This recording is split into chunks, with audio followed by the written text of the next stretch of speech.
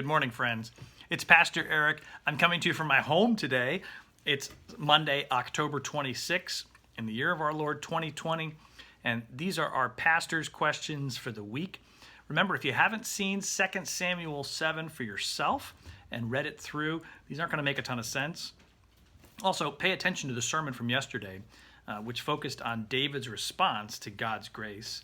And this will make a lot more sense. Greetings to our Monday night group. Hope you guys are doing well. Let's ask some questions together. First, what surprised you about our reading? What surprised you yesterday? 2, what did you notice about how David showed and spoke humility, thankfulness, and hope? He really showed and spoke all three of those. What did you notice about how David showed and spoke humility, thankfulness, and hope?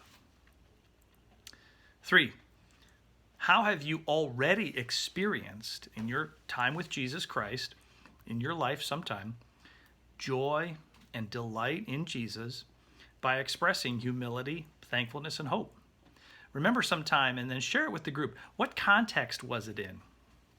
Maybe a certain single time of life, or a certain time of a certain event, or a certain worship service, or a time alone with the Lord right at the lake.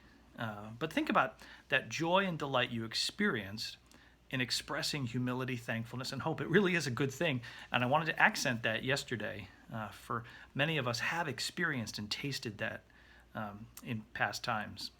4, here's the opposite. How might our ways personally, or our ways as a household, or our ways as a church need to be given over to the Lord so that we might grow in that elusive but glorious spirit gift of humility, thankfulness, and hope?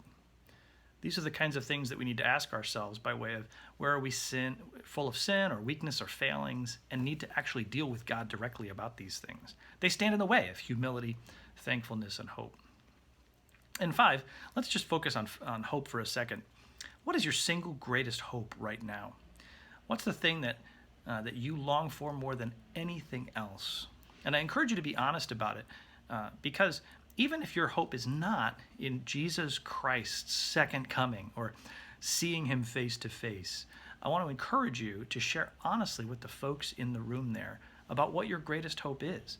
And then think together about how your greatest hope might be more and more about Jesus' likeness in you, seeing him face to face, or his second coming.